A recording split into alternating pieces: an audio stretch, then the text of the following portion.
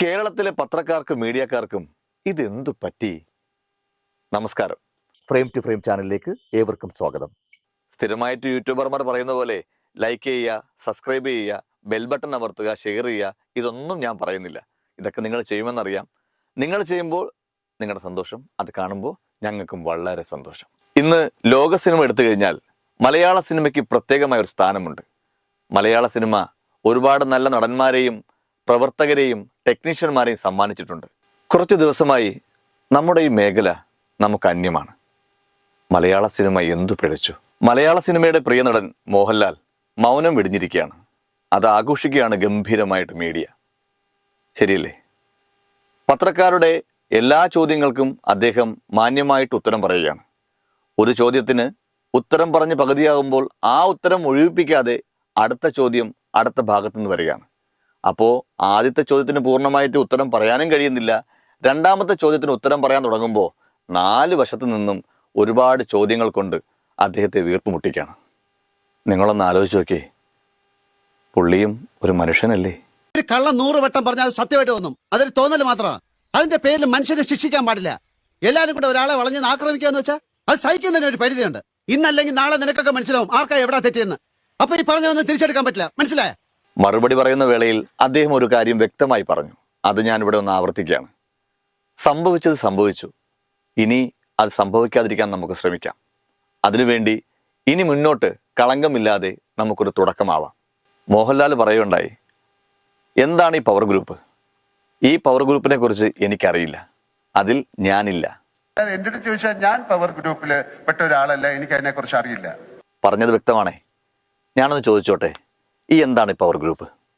മലയാള സിനിമയിൽ power group work ചെയ്യുന്നു, അവർ ഈ മലയാള സിനിമാ മേഖലയെ ചങ്ങലക്കിടുന്ന പോലെ ഇടുന്നു എന്നൊക്കെ ഒരുപാട് വാർത്തകൾ ഞാൻ കേട്ടു. ഞാൻ ചോദിച്ചോട്ടെ, ഇതിൽ പാർവതി തിരുവോത്ത്, പൃഥ്വിരാജ്, കുഞ്ചാക്കോ ബോബൻ, അങ്ങനെ കുറച്ച് പേരുടെ പേര് പറഞ്ഞ് അവരെ ഒതുക്കുന്നു, ഈ പവർ ഗ്രൂപ്പിലെ പ്രധാനി ഒതുക്കുന്നു എന്ന് പറയുന്നു. ആ പ്രധാനി എന്ന് പറഞ്ഞാൽ എല്ലാവരും കേട്ടുകൊണ്ടിരിക്കുന്നത് ദിലീപിൻ്റെ പേരാണ്.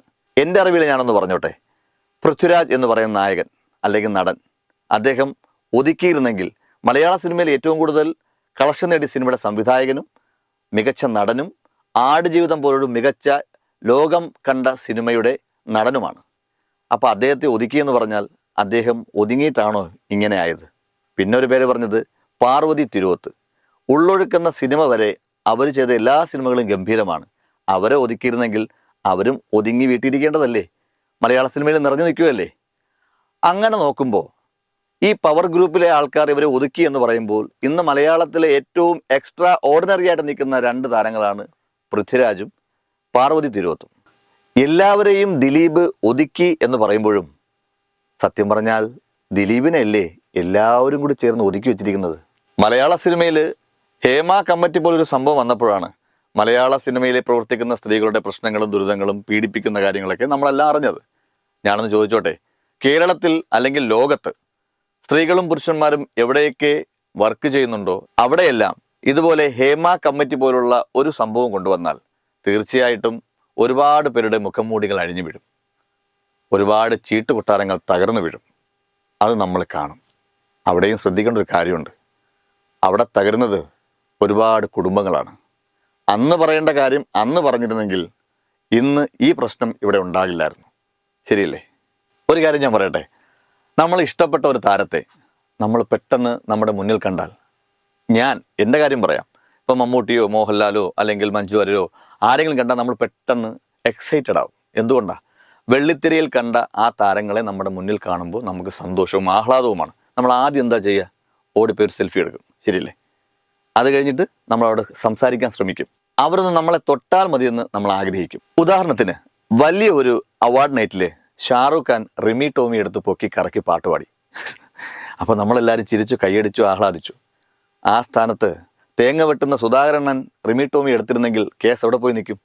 അപ്പോൾ എന്തുകൊണ്ടാണ് നമ്മൾ കൈയടിച്ചതും സന്തോഷിച്ചതും?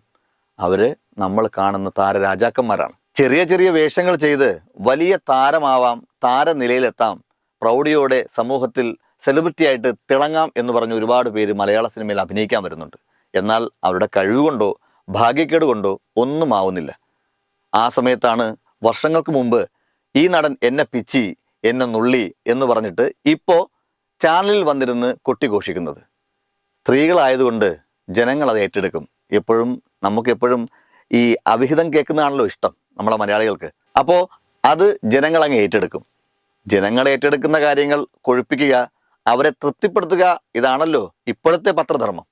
മീഡിയക്കാർ അങ്ങ് ആഘോഷിക്കുകയാണ്. എന്തിനു വേണ്ടി? ഇപ്പോൾ കുറച്ച് ദിവസം കൊണ്ട് വയനാട് എന്താണെന്നോ, അവിടുത്തെ പ്രശ്നങ്ങൾ എന്താണെന്നോ, അവിടുത്തെ ഇപ്പോഴത്തെ സാഹചര്യം എന്താണെന്നോ ആരും ഒന്നും പറഞ്ഞ് ഒരു ചാനലിൽ ഞാൻ കേൾക്കുന്നില്ല, കാണുന്നില്ല. ഇപ്പോൾ 3-4 പേര് വന്നിട്ട് ചർച്ച ചെയ്യുന്നത്, അന്ന് ആ നടൻ ഈ നടിയുടെ ചെറ്റ പൊക്കാൻ പോയി, അന്ന് ഈ നടി ആ നടൻ്റെ അടുത്ത് പോയപ്പോൾ ആ നടൻ ചുംബിച്ചു, ഇതൊക്കെയാണ് പറയുന്നത്. എന്തിനു വേണ്ടി? ചീപ്പ് റേറ്റിങ്ങിന് വേണ്ടിയിട്ട്. ഞാനൊന്ന് ചോദിച്ചോട്ടെ, ഏതെങ്കിലും പത്രപ്രവർത്തകന്റെയോ മീഡിയക്കാരൻ്റെ പേരിൽ ഇതുപോലെ സ്ത്രീകൾ ആരോപണവുമായി വന്നാൽ ഈ ആരോപണങ്ങൾ നിങ്ങൾ ആഘോഷിക്കുമോ ഇതുപോലെ? ഇല്ല. തറപ്പിച്ച് പറയുന്നു, ഇല്ല. അത് എങ്ങനെ ഒതുക്കാമെന്ന് നിങ്ങൾ ആദ്യം ചിന്തിക്കും. എന്നിട്ട് ആർക്കും വേണ്ടാത്ത ഏതെങ്കിലും വാർത്ത നിങ്ങൾ കാണിച്ചുകൊണ്ടേയിരിക്കും. എന്തായാലും എനിക്കൊന്നേ പറയാനുള്ളൂ, പണ്ടുള്ളവർ പറയുന്ന പോലെ എൻ്റെ ഉമ്മ ഉമ്മ, നിന്റെ ഉമ്മ ചുമ്മ. ശരിയല്ലേ?